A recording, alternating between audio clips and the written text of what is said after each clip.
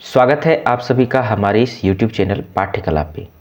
तो जैसा कि हम लोग यूजीसी नेट से रिलेटेड यहाँ पे पीवाईक्यू देख रहे थे और कल हमने बात करी थी 2018 के प्रश्न पत्रों की।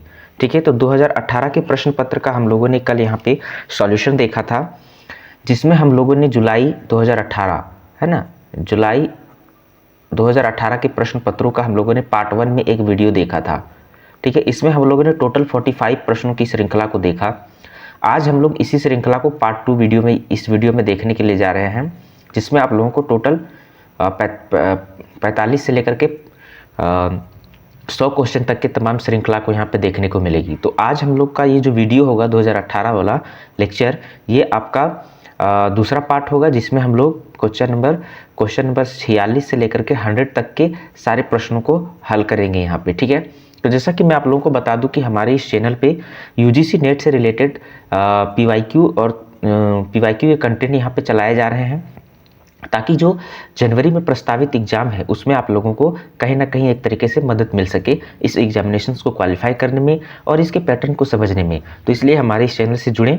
ठीक है, तो आज बेसिकली हम लोग जो बात करने वाले हैं जुलाई 2018 के प्रश्न पत्रों की दूसरी पार्ट में हम लोग यहाँ पे वीडियो देखने जा रहे हैं। इसमें हम लोग टोटल क्वेश्चन नंबर 46 से लेकर के 100 तक के सारे प्रश्नों को यहाँ पे विस्तृत तरीके से हल देखेंगे। ठीक है, तो चलिए हम लोग यहाँ पे शुरुआत करते हैं सारे प्रश्नों को।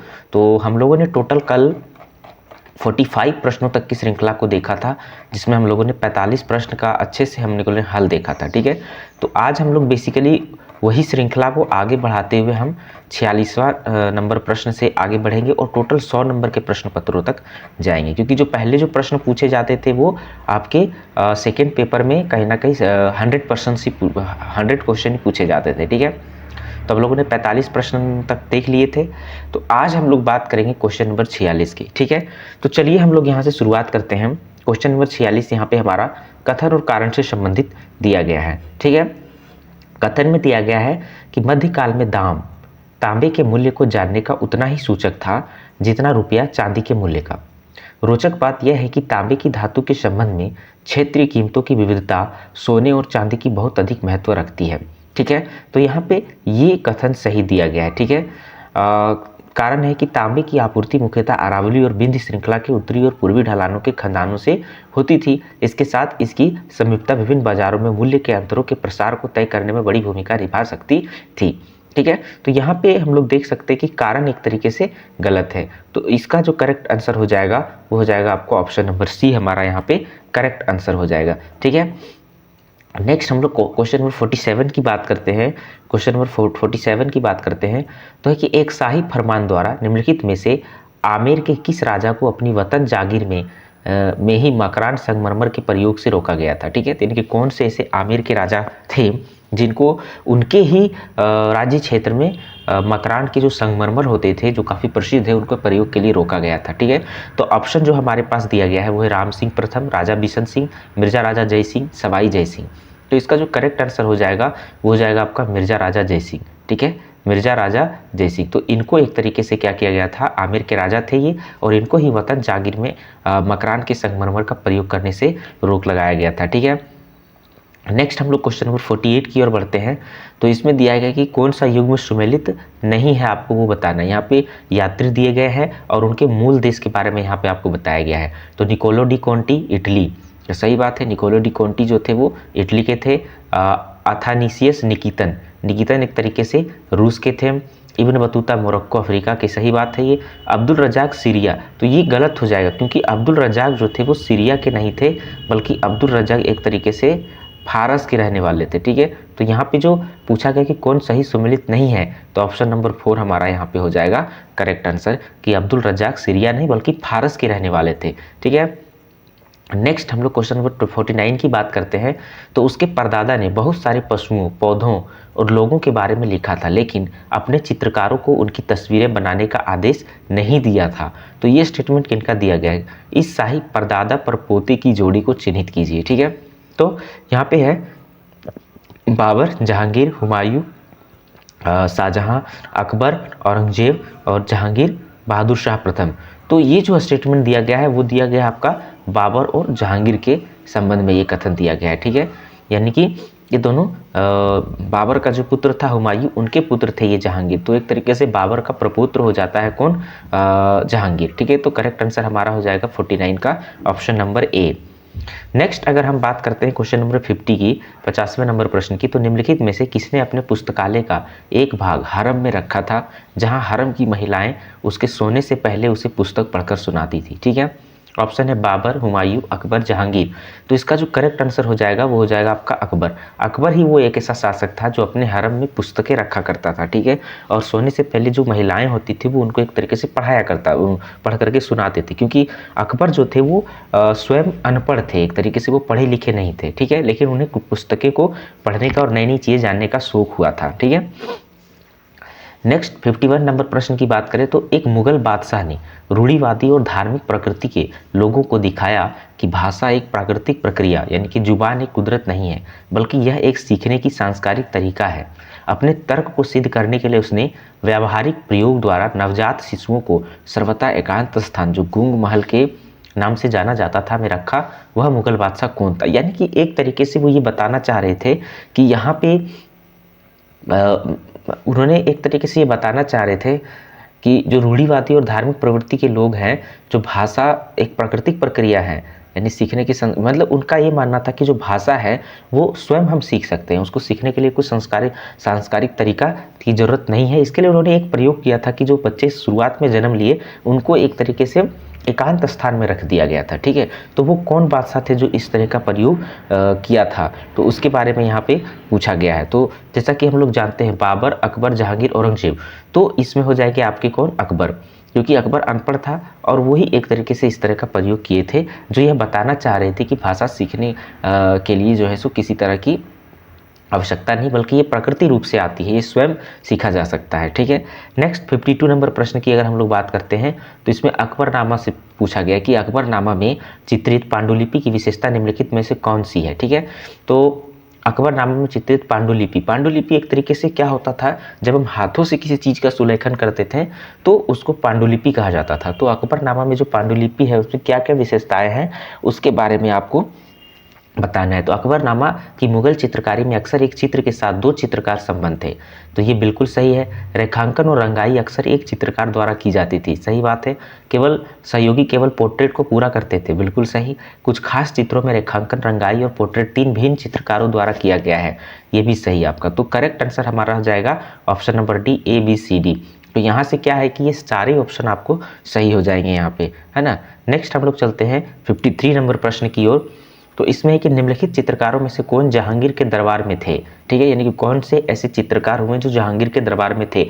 तो जैसा कि हम लोग जानते हैं कि जहांगीर को के समय काल को एक तरीके से चित्रकला का स्वर्ण युग माना जाता है मुगल काल में। ठीक है, क्योंकि पेंटिंग उन्हें काफ़ी पसंद हुआ करता था। ठीक है, तो उनके दरबार में कौन कौन से ऐसे चित्रकार रहते थे उनके बारे में आपको बताना है। तो अब्दुल समद, अब्दुल हसन, उस्ताद मंसूर, मीर सैयद अली।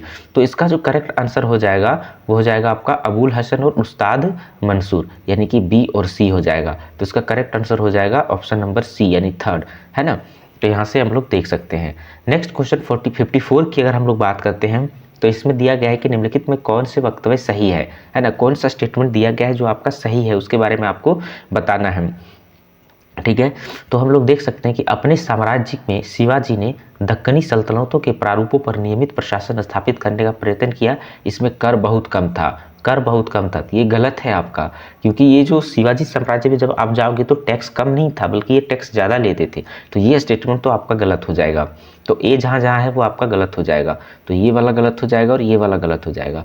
नेक्स्ट है कि शिवाजी के मृत्यु से उनके द्वारा स्थापित नीति को क्षणिक धक्का लगा, क्योंकि उसके पुत्र संभाजी को औरंगजेब ने कैद करके मरवा दिया।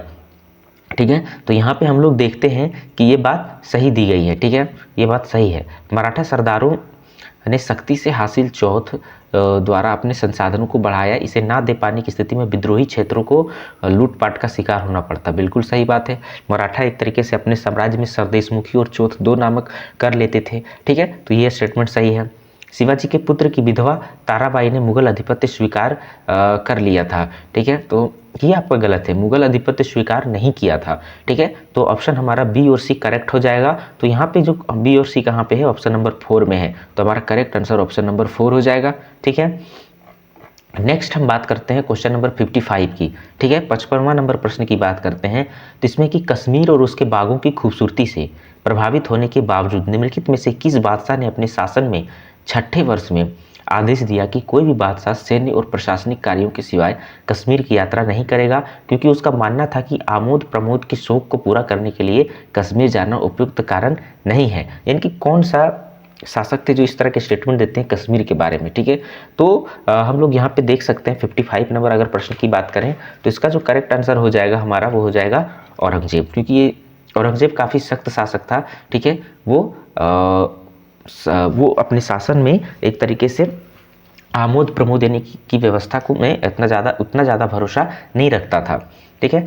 नेक्स्ट अगर हम बात करें क्वेश्चन नंबर 56 की, तो कालानुक्रम यहाँ पे व्यवस्थित करने का बात कहा गया है, ठीक है। चार मीनार हैदराबाद, हुमायूं का मकबरा दिल्ली, शेरशाह सूरी का मकबरा सासाराम, गोल गुंबद बीजापुर, ठीक है। तो यहाँ पे हम लोग देख सकते हैं शेरशाह का जो मकबरा है जो सासाराम में है वो आपका 15वीं शताब्दी में बनाया गया था, ठीक है, ठीक है। उसी तरह अगर हम लोग बात करें हुमायूं का मकबरा, तो हुमायूं का मकबरा आपका एक तरीके से 1562 ईस्वी में बनाया जाता है, ठीक है, 1562 ईस्वी में बनाया जाता है।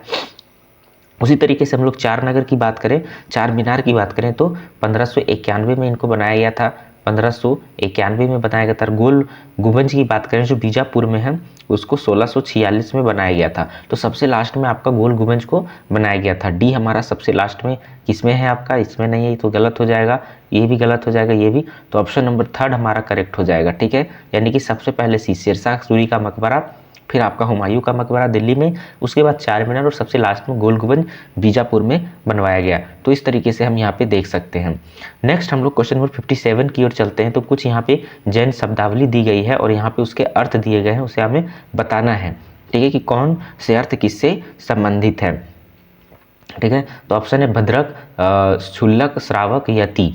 तो यहाँ पे जो भद्रक होते थे वो एक तरीके से क्या होते थे, दिगंबर मंदिर प्रबंधक को भद्रक कहा जाता था, ठीक है। जो दिगंबर होते थे, दिगंबर कौन होते थे जैन धर्म में, जो बिल्कुल नग्न रहते थे, यानी कि किसी भी प्रकार का कोई वस्त्र धारण नहीं करते हैं, तो उन्हें कहा जाता है दिगंबर। और जो श्वेत वस्त्र धारण करते हैं उन्हें श्वेतांबर कहा जाता है। तो जो भद्रक थे वो दिगंबर मंदिर के प्रबंधक हुआ करते हैं, ठीक है। उसी तरह क्षुल्लक की बात करें तो ये दिगंबर जैन मुनि के दीक्षा संस्कार की आरंभिक अवस्था है। जब दिगंबर जैन मुनि दीक्षा लेते हैं तो उनकी जो आरंभिक अवस्था है उन्हें क्षुल्लक कहा जाता है, ठीक है। श्रावक की बात करें तो ये जैन उपासक को श्रावक के नाम से जाना जाता है। यति की बात करें तो ये श्वेतांबर भिक्षु जो धार्मिक दिनचर्या को अच्छी तरह से पालन करते हैं, यानी कि यहाँ पे श्वेतांबर भिक्षु यानी कि जो श्वेत कपड़े धारण करने वाले भिक्षु हैं वो जो धार्मिक दिनचर्या पालन करते हैं उनको यति कहा जाता है। तो इसका जो करेक्ट आंसर हो जाएगा ए का 2 हमारा ऑप्शन नंबर ए यहाँ पे करेक्ट हो जाएगा, ठीक है। नेक्स्ट अगर हम बात करें क्वेश्चन नंबर 58 की, तो यहाँ पे आपका कथन और कारण से संबंधित प्रश्न दिए गए हैं। कथन में दिया गया है कि गुरु अमरदास ने अपने उत्तराधिकारी की नियुक्ति में पुरानी प्रथा को अपनाया, ठीक है।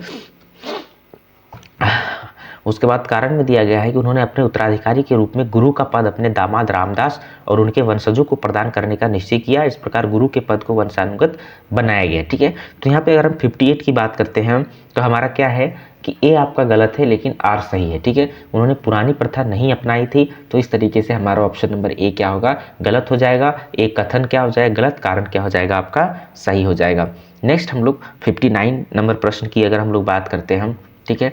तो सरहिंद आक्रमण के बाद बंदा बहादुर ने बादशाह की उपाधि धारण की, एक नया कैलेंडर आरंभ किया और किन गुरुओं के नाम वाले सिक्के जारी किए थे, ठीक है। तो बंदा बहादुर जो थे वो सरहिंद आक्रमण से संबंधित है, तो किन सिख गुरुओं के नाम से उन्होंने सिक्के जारी किए।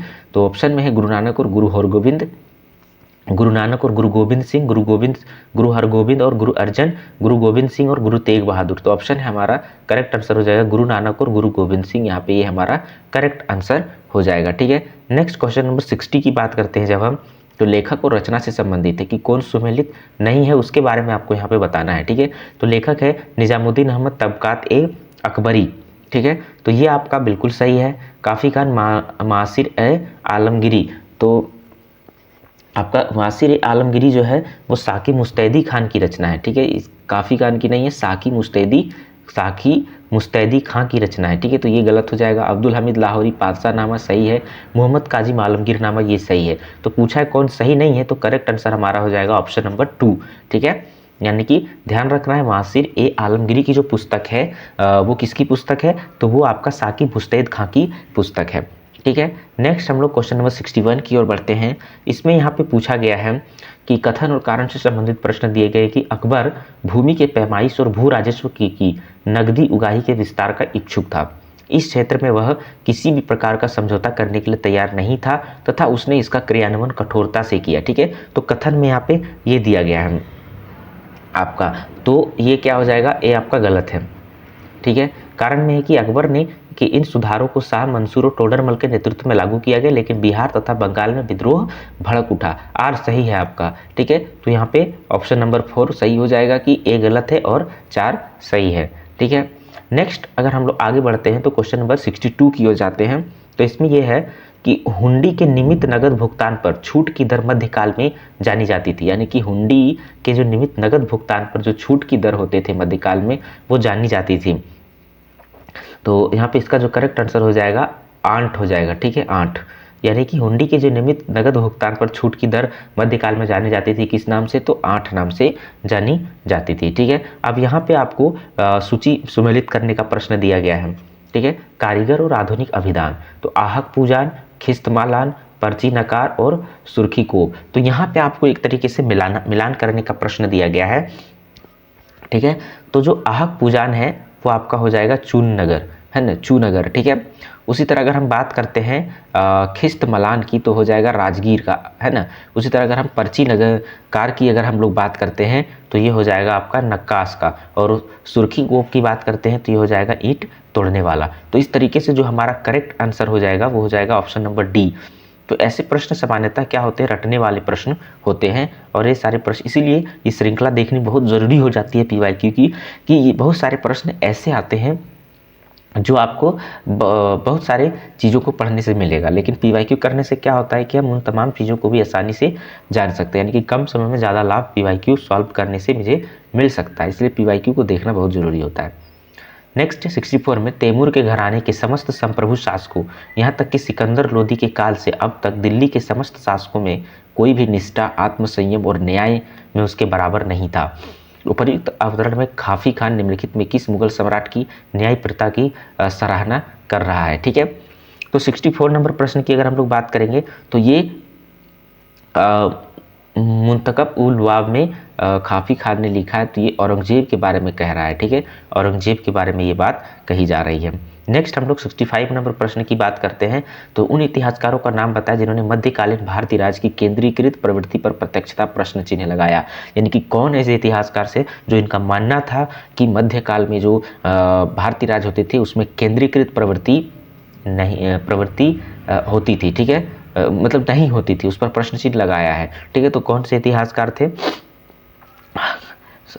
बर्टेनस्टाइन, Douglas Streusand, Jeff Richard and Frank Perlin. तो 65 का जो करेक्ट आंसर हो जाएगा आपका वो हो जाएगा आपका बर्टेनस्टाइन और फ्रैंक पार्लिन, ए और डी। तो ऑप्शन नंबर 4 हमारा करेक्ट हो जाएगा। ठीक है, तो यहाँ पे हम लोग देख सकते हैं कि ये सारे आपके साम्राज्यवादी इतिहासकार हैं जो इंपीरियलिज्म को सही ठहराते हैं, और उनकी ही ये विचारधारा है, उनका मानना है कि मुगल साम्राज्य मतलब मध्यकाल में केंद्रीकृत सत्ता नहीं हुआ करती थी। नेक्स्ट अगर हम बात करते हैं क्वेश्चन नंबर 66 की, ठीक है, तो क्वेश्चन नंबर 66 की बात करते हैं जिसमें सूची 1 को सूची 2 से सुमेलित करना है। आपका हिस्टोरियोग्राफी से रिलेटेड यहाँ पे प्रश्न दिया गया है। ठीक है, Ibn Hasan, P Saran, Moreland and M Athar Ali. तो यहाँ पे ध्यान रखना है कि इब्ने हसन का जो पुस्तक है उसका नाम है the central structure of the Mughal empire. Ibn Hasan की पुस्तक है the central structure of the Mughal empire. P Saran का जो पुस्तक है वो the provincial government of the Mughal. Moreland का जो पुस्तक है वो है India and the death of Akbar. और एम अतर अली की पुस्तक है the Mughal nobility under the Aurangzeb. तो इस तरीके से हम लोग देख सकते हैं कि इसका करेक्ट आंसर हो जाएगा ऑप्शन नंबर 4 यहाँ पे करेक्ट हो जाएगा। ठीक है, नेक्स्ट हम लोग बात करते हैं क्वेश्चन नंबर 67 की जिसमें पूछा डुप्ले के बारे में दिया गया कि डुप्ले की अवज्ञा कर ला बार्दुनो द्वारा अंग्रेज ईस्ट इंडिया कंपनी को पुनः मद्रास लौटा दिए जाने के पीछे निम्नलिखित में से कौन से कारक नहीं था पूछा गया। ठीक है, तो डुप्ले की सत्ता के समक्ष समर्पण कर ना कर अपनी स्वतंत्रता को जताना। ठीक है, तो एक मिनट 67 नंबर अगर प्रश्न की अगर हम लोग बात करें तो यहाँ पे पूछा है कौन सही नहीं था। तो डुप्ले की सत्ता के समक्ष समर्पण ना कर अपनी स्वतंत्रता को जताना, ये सही था। संभवतः ब्रिटिश ईस्ट इंडिया कंपनी से स्वयं के लिए उसे कोई उपहार प्राप्त हुआ था। तो सही बात है, ला बारदूनी ने पहले ही अंग्रेजों को फिरौती के बदले मद्रास लौटा देने के लिए वचन दिया था, ये भी सही है। फ्रांस की घरेलू सरकार ने ला बारदूनी को बंदरगाह छोड़कर वापस मॉरिशस लौट जाने का आदेश दिया था। तो ऐसा कुछ नहीं है, ठीक है। यहाँ पे पूछा है कौन कारक सही नहीं था, तो हो जाएगा इसका करेक्ट आंसर ऑप्शन नंबर 4 हो जाएगा हमारा, ठीक है। नेक्स्ट हम लोग बात करते हैं क्वेश्चन नंबर 68 की बात करते हैं। तो इसमें ये प्रश्न दिया गया है कि किस विधानसभा में सर्वप्रथम अनुसूचित जाति, है ना, यानी कि एससी शब्द का प्रयोग किया गया है। तो ये तो काफ़ी इजी क्वेश्चन हो गया। 1909 का इंडिया काउंसिल एक्ट, 1919 का गवर्नमेंट ऑफ इंडिया एक्ट, 1935 का गवर्नमेंट ऑफ इंडिया एक्ट और भारत गणतंत्र का संविधान। तो इसका करेक्ट हो जाएगा 1935 का गवर्नमेंट ऑफ इंडिया एक्ट में एक तरीके से पहली बार अनुसूचित जातियां शब्द का प्रयोग किया गया था, ठीक है।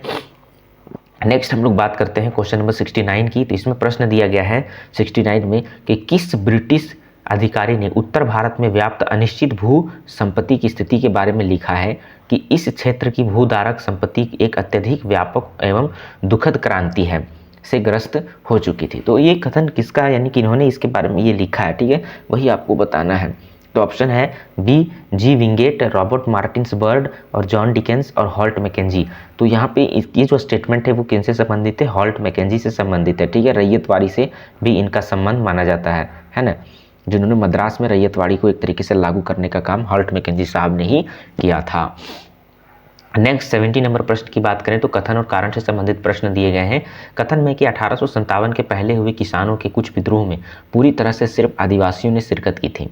यहाँ पे क्या पूछा है, पूरी तरह से सिर्फ आदिवासियों ने शिरकत की थी 1857 के पहले जो युद्ध हुआ था, क्योंकि ब्रिटिश शासन की नीतियों के कारण उनकी राजनीतिक स्वायत्तता और स्थानीय संसाधनों पर उनका नियंत्रण खतरे में पड़ने लगा था, ठीक है। 17 नंबर की अगर हम बात करते हैं, सही बात है, ठीक है। उसके बाद अगर हम बात करें 18वीं शताब्दी के अंत और 19वीं शताब्दी के पूर्वार्ध में कंपनी की सरकार ने राजस्व में जो सुधार किया था उसने भारतीय ग्रामीण समाज को बुनियादी रूप से प्रभावित किया और बदला, बिल्कुल सही है। तो इसका कथन और कारण दोनों सही है और एक दूसरे की व्याख्या भी करता है। तो यहाँ पे हमारा ऑप्शन नंबर 1 करेक्ट हो जाएगा। नेक्स्ट क्वेश्चन नंबर 71 की बात करते हैं। तो यहाँ पे लेखक और उसके पुस्तक दिए गए हैं, ठीक है। कौन से लेखक से कौन सी पुस्तक संबंधित है वो एक तरीके से हमें क्या करना है, बताना है, ठीक है। तो जॉन विलियम के का जो पुस्तक है वो है आपका a history of the sipahi war in India, history of the sipahi war in India. और जीबी मालेशन की जो पुस्तक है वो the Indian mutiny in 1857। Edward J Thomson की जो पुस्तक है वो है the other side of the medal. Sir George MacMunn की जो पुस्तक है वो है the Indian mutiny in perspective. तो इसका जो करेक्ट आंसर हो जाएगा वो हो जाएगा ऑप्शन नंबर ए, जिसे हिस्टोरियोग्राफी से रिलेटेड ये प्रश्न है, ठीक है। नेक्स्ट प्रश्न अगर हम लोग 72 की ओर बढ़ते हैं तो इसमें क्या पूछा गया है कि निम्नलिखित में से कौन प्रसिद्ध प्राच्यवादी नहीं था, है ना। प्रसिद्ध प्राच्यवादी ओरिएंटलिस्टिक नहीं थे, ठीक है। तो प्राच्यवादी क्या थे, ये एक तरीके से भारतीय संस्कृति को एक तरीके से सही मानते थे, ठीक है, भारतीय परंपराओं को सही मानते थे, ठीक है। तो ये कौन प्राच्यवादी नहीं थे 72 नंबर प्रश्न में अगर हम लोग बात करें तो ऑप्शन में है H.T. Colebrooke, H.L. Wilson, Edwin Arnold, Charles Trevelyan. तो प्राच्यवादी कौन नहीं थे, चार्ल्स ट्रेवलन प्राच्यवादी नहीं थे, बाकी सारे आपको ओरिएंटलिस्ट देखने को मिल जाएंगे, ठीक है। नेक्स्ट हम लोग बात करते हैं 73 नंबर प्रश्न की, ठीक है। तो 73 नंबर प्रश्न में जाते हैं तो निम्नलिखित में से किस मुसलमान विचारक ने भारत में उलेमाओं को स्वतंत्रता के संघर्ष के लिए भारतीय राष्ट्रीय कांग्रेस के साथ सहयोग करने के लिए तैयार किया, ठीक है। तो कौन से मुसलमान विचारक थे जो उलेमाओं को स्वतंत्रता के संघर्ष के लिए कांग्रेस के समर्थन में आने के लिए एक तरीके से सहयोग किया, ठीक है। तो 73 का अगर हम बात करें तो ऑप्शन हम लोग यहाँ पे देख सकते हैं है जमालुद्दीन अफगानी, मोहम्मद इकबाल, सैयद अहमद खान, गुलाम महमूद। तो इसका करेक्ट आंसर हो जाएगा जमालुद्दीन अफगानी। इन्होंने ही एक तरीके से मुसलमानों को, उलेमाओं को एक तरीके से भारतीय स्वतंत्रता संघर्ष में कांग्रेस के साथ देने की बात कही थी। नेक्स्ट 74 नंबर प्रश्न की बात करते हैं जो ज्योतिबा फुले से संबंधित है। तो ज्योतिबा फुले द्वारा प्रसारित विचारों के संबंध में निम्नलिखित में से कौन सा कथन सही नहीं है, यानी कि गलत स्टेटमेंट आपको यहाँ पे चुनना है कि उनके शब्द और कार्यकलाप सार्वभौमिक मानवतावाद के एक रूप को प्रस्तुत करते हैं। तो 74 का ये आपका सही हो जाएगा। फुले ने समानता और तर्क संगत पर निर्मित एक नए सामाजिक ढांचे के लिए कार्य किया, बिल्कुल। फुले ने अपने आप को न केवल ब्राह्मणवादी संस्कृति प्रणाली से बाहर रखा बल्कि हिंदू समाज के भी बाहर रखा, ये भी सही बात है। मतलब ये अछूत जैसी जो परंपराएं हिंदू समाज में व्याप्त थी निम्न जातियों के प्रति, तो उनके खिलाफ ये लड़ने में आगे आए थे। इसलिए इन्होंने ब्राह्मणवादी संस्कृति से खुद को बाहर रखा, हिंदू समाज से भी खुद को बाहर रखा। ठीक है, नेक्स्ट है कि फूले ने उन सभी हिंदू धर्म ग्रंथों को अस्वीकार किया जो ब्राह्मण वर्ग के आधिपत्य को वैधता प्रदान करते थे। ठीक है, तो ये आपका क्या हो जाएगा, आपका ये भी आपका सही हो जाएगा। तो कौन सही नहीं है, तो ऑप्शन नंबर 3 क्या है, आपका सही नहीं है। तो यहाँ पे सही नहीं पूछा गया, तो हमारा करेक्ट आंसर हो जाएगा ऑप्शन नंबर 3।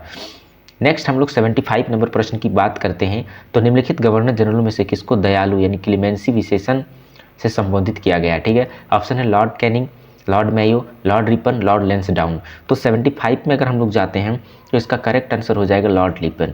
लॉर्ड रिपन को एक तरीके से दयालु या क्लीमेंसी विशेषण से संबोधित किया गया है। ठीक है, नेक्स्ट हम लोग बात करते हैं तो लॉर्ड रिपन के बारे में। जैसे कि हम लोग यहाँ पे जानते हैं कि इन्हें एक तरीके से क्या कहा जाता है कि पंचायत का जनक कहा जाता है। ठीक है, पंचायतीकरण के एक तरीके से शुरुआत करता है और बहुत सारे रिफॉर्म इन्होंने किए थे। ठीक है, 76 नंबर प्रश्न की बात करते हैं तो किसके द्वारा लॉर्ड कर्जन को लिखे गए भारतीय अर्थव्यवस्था पर खुले पत्रों ने ब्रिटिश भारतीय सरकार को एक आधिकारिक खंडन प्रकाशित करना पड़ा और साथ ही सुधारवादी आर्थिक कदम भी उठाने पड़े। तो किन्होंने एक तरीके से लॉर्ड कर्जन को ऐसा पत्र लिखा था। ठीक है, ऑप्शन में एमजी रन्नाडी, जीवी जोशी और आरसी दत्त और लाला लाजपत राय। तो इसका करेक्ट आंसर हो जाएगा आरसी दत्त। तो ये आईसीएस थे और इन्होंने ही ये स्टेटमेंट लिखा था। ठीक है, और जब हम बात करते हैं ड्रेन थ्योरी की जो लाला एक तरीके से क्या दादा भाई नौरोजी साहब ने दिया था, तो उनका भी ये एक तरीके से समर्थन करते हैं। ये बहुत बड़े अर्थशास्त्री भी थे। 77 की अगर हम लोग बात करते हैं तो राष्ट्रवादी प्रतिमा विज्ञान में भारत माता अथवा मदर इंडिया का किसका प्रसिद्ध चित्र भारत की नई छवि के प्रतीक के रूप में आया। यानी पहली बार भारत माता का जो चित्र हम लोग देखते हैं मदर इंडिया की, तो वो चित्र पहली बार किन्होंने बनवाई थी। तो एक तरीके से यहाँ पे ये बहुत काफ़ी इंपॉर्टेंट क्वेश्चन है और ये जानना भी चाहिए हम सभी को। तो ये है आपका अभिनिन्द्रनाथ टैगोर। ठीक है, अभिनिन्द्रनाथ टैगोर। तो यहाँ पे हमारा करेक्ट आंसर ये हो जाएगा। नेक्स्ट हम लोग आगे की ओर बढ़ते हैं जिसमें हम लोग 78 नंबर प्रश्न की बात करते हैं। तो इसमें कथन और कारण दिया गया है। महात्मा गांधी ने लिखा है कि स्वदेशी भी अन्य किसी अच्छी बात की तरह मृत्यु का आलिंगन बन सकती है यदि इसे अंध श्रद्धा की तरह अपनाया जाए। ठीक है, ये महात्मा गांधी जी का स्टेटमेंट दिया गया है। उसके बाद महात्मा गांधी जी कारण कहते हैं कि महात्मा गांधी का विचार था कि स्वदेशी ऐसा सिद्धांत है जिसकी जड़ें शुद्धतम अहिंसा यानी प्रेम में निहित है। ये दोनों स्टेटमेंट सही है, लेकिन एक दूसरे में यहाँ पे किसी तरह का देखने को नहीं मिलता है संबंध। तो ये आपका करेक्ट आंसर हो जाएगा option number B. Next 79 number प्रश्न की बात करते हैं। तो राष्ट्रवादी महिला और उनके कार्यकलाप, सरोजिनी नायडू, उषा मेहतो, अरुणा अशरफ अली और डॉक्टर लक्ष्मी स्वामीनाथन। ठीक है, तो भूमिगत आंदोलन की एक नेता कौन हो जाएगी आपकी, तो उषा मेहता जी हो जाएंगी। आज़ाद हिंद फौज में शामिल हुई थी तो लक्ष्मी स्वामीनाथन हो जाएंगे। और सरोजिनी नायडू जी धारसाना में नमक सत्याग्रह का नेतृत्व किया। अरुणा अशरफ अली भारत छोड़ो आंदोलन के दौरान यहाँ पे ये गलत हो गया, 1 मिनट हम लोग देख सकते हैं यहाँ पे कि जो गुप्त आंदोलन चलाए थे तो उनमें आपका इरेज करता हूँ मैं इसको। तो गुप्त आंदोलन एक तरीके से जो गुप्त रेडियो का संचालन किए थे वो हो जाएंगे आपकी उषा मेहता। ठीक है, तो हमारा जो ये तो उषा मेहता जी जो हो जाएंगी वो हो जाएगी कि भारत छोड़ो आंदोलन के दौरान गुप्त रेडियो का संचालन किया था। और सरोजिनी नायडू के बारे में तो जानते हैं, ये धारसाना में नमक सत्याग्रह का नेतृत्व किए थे। तो ए का थर्ड हो जाएगा हमारा, दोनों में है तो ये गलत हो जाएगा ये। ठीक है, उसके बाद हम लोग बी का 4 हो जाएगा, तो बी का 4 ऑप्शन नंबर बी हमारा करेक्ट हो जाएगा। अरुणा अशरफ अली क्या हो जाएंगे, एक भूमिगत आंदोलन की नेता हो जाएंगे। और डॉक्टर लक्ष्मी स्वामीनाथन जी की बात हम करें तो ये आज़ाद हिंद फौज जो नेताजी सुभाष चंद्र बोस जी के द्वारा बनाया गया था उनमें ये शामिल हुई थी। तो इस तरीके से यहाँ हम लोग इनका करेक्ट आंसर ऑप्शन बी हो जाएगा। ठीक है, नेक्स्ट हम लोग देख सकते हैं क्वेश्चन नंबर 80 की बात करते हैं। तो मार्च 1914 में कोमागाटा मारू जहाज द्वारा ले जाए गए भारतीय प्रवासियों के उतरने पर किस देश ने कठोर प्रतिबंध लगाए थे। ठीक है, तो ऑप्शन हमारे पास यहाँ पे दिया गया है यूएसए, इंग्लैंड, जापान, कनाडा। तो ये कनाडा से संबंधित है। ठीक है, तो जो ये गदर आंदोलन से संबंधित है। ठीक है, तो गदर आंदोलन से यहाँ पे संबंधित है। तो भारत से जब कुछ लोग गए थे कोई बाबा गुरदीप करके नाम था उनका, वो उनके नेतृत्व में जब ले गए थे। एक कोमागाटा मारू जहाज का नाम है। तो कनाडा वाले ने एक तरीके से वहाँ पर उतरने से मना कर दिया, तो फिर वो लोग वापस लौट के आए थे। ठीक है, तो गदर आंदोलन से संबंधित हो जाएगा। क्वेश्चन नंबर 81 की अगर हम लोग बात करें तो इसमें कि मुस्लिम लीग द्वारा अपनाए गए रास्ते में नरमी का रुख लाए जाने के उद्देश्य से निम्नलिखित उच्च स्तरीय समझौता वार्ताओं को कालानुक्रम व्यवस्थित करने की यहाँ पे बात कही गई है। तो भोला भाई देसाई लियाकत अली समझौता, शिमला कॉन्फ्रेंस, गांधी जी वार्ता और राजा जी फॉर्मूला। ठीक है, तो 81। तो ये सारे जो थे वो कहीं ना कहीं एक तरीके से जो मुस्लिम लीग थे उनको उनमें नरमी लाने के लिए एक तरीके से। तो राजा जी फार्मूला तो हम लोग जानते हैं 1944 में, और यही वो फार्मूला थे जिन्होंने सबसे पहले अलग पाकिस्तान के बारे में बात करते हैं। ठीक है, उसी तरह अगर हम बात करते हैं गांधी जी वार्ता की, तो यह गांधी जी वार्ता उसके बाद शिमला कॉन्फ्रेंस की अगर हम लोग बात करते हैं तो ये 1945 के आसपास होता है, जैसा कि हम लोग यहाँ पे जानते हैं। भूला भाई देसाई का जो लियाकत आंदोलन था वो, सॉरी किधर चला गया, जस्ट मिनट वेट, ओके, हाँ, भूला भाई देसी लियाकत, तो ये आपका 1945 में ही हो जाएगा। ठीक है,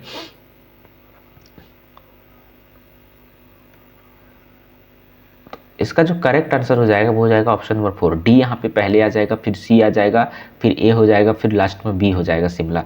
ठीक है, तो ये काफ़ी इंपॉर्टेंट क्वेश्चन है, तो यहाँ पे ध्यान रखना है। नेक्स्ट 82 नंबर प्रश्न की बात करते हैं।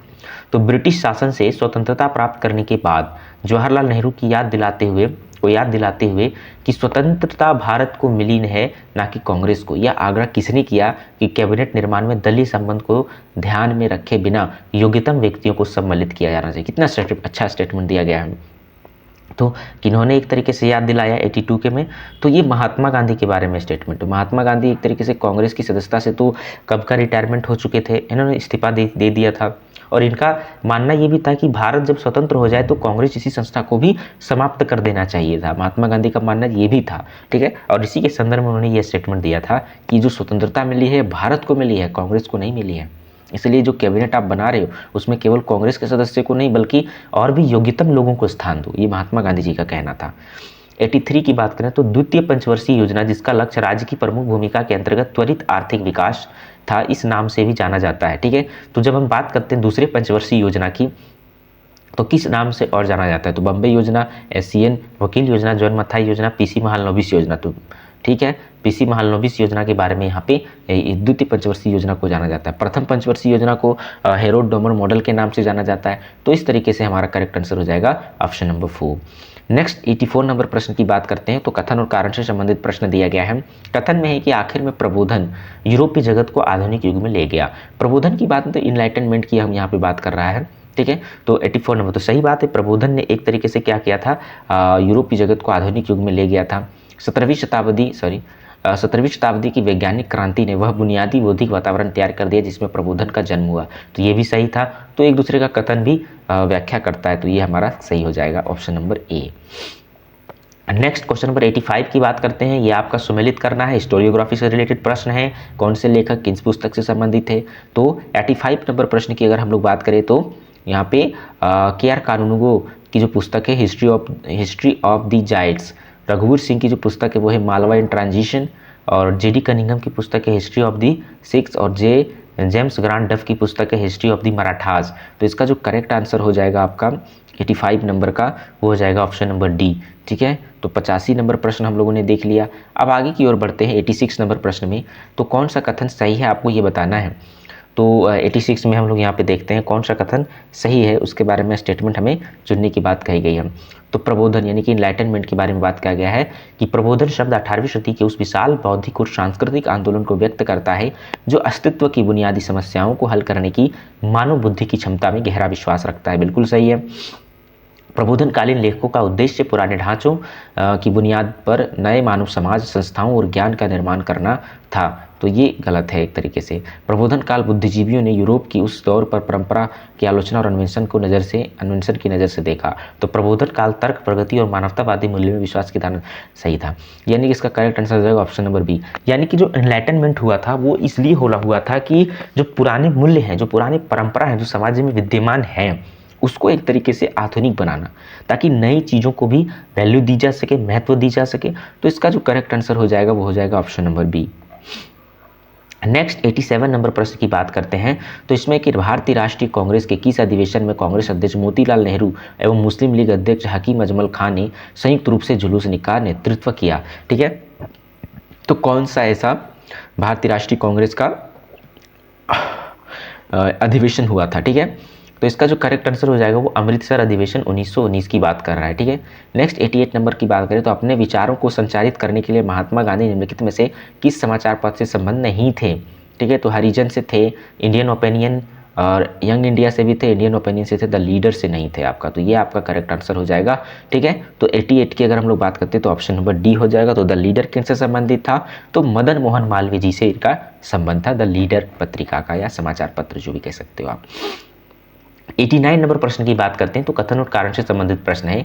कथन है कि अपने नाम के बावजूद हिंदू कोड बिल हिंदू जातियों और माताओं के साथ साथ सिखों, बौद्धों और जैनों पर भी लागू किया जाता था, ठीक है।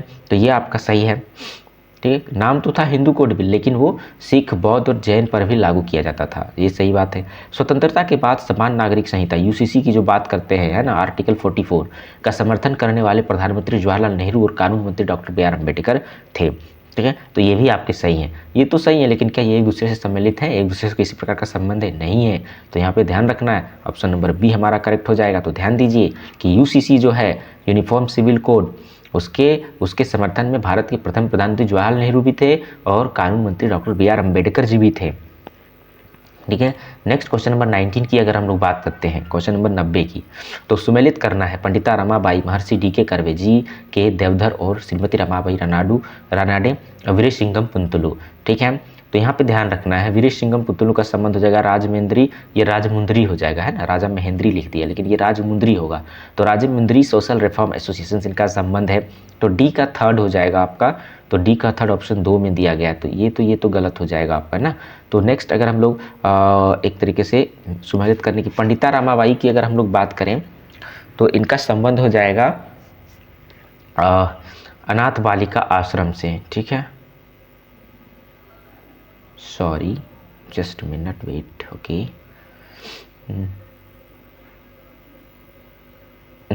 ये किससे करनी है, एक मिनट, हाँ। तो यहाँ पे देख सकते हैं वीरेसिंघम पुंतुलु कहा जाएगा राजा मुंद्री social reform association, Pandita Ramabai का संबंध हो जाएगा अनाथ बालिका आश्रम से, और महर्षि डी.के. कर्वे जी का संबंध हो जाएगा, एक मिनट,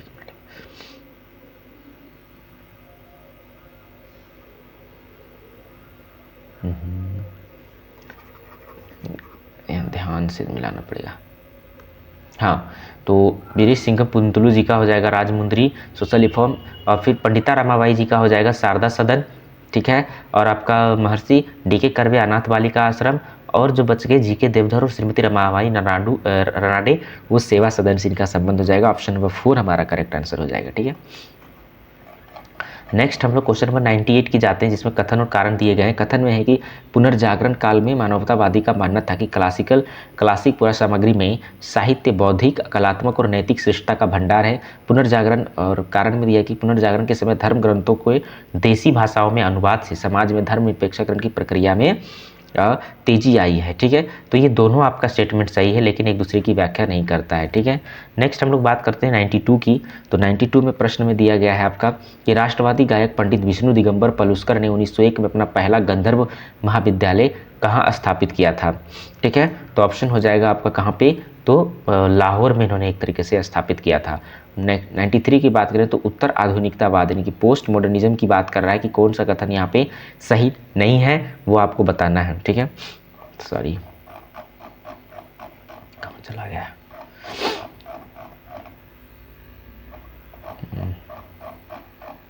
हाँ। तो कौन सा कथन आपका यहाँ पे सही नहीं दिया गया उसके बारे में, तो उत्तर आधुनिकतावाद में मानवता की एकता, समाज की रचनात्मक शक्ति के रूप में व्यक्ति और इतिहास की अवधारणाओं को आलोचनात्मक दृष्टि से देखा गया, सही बात है।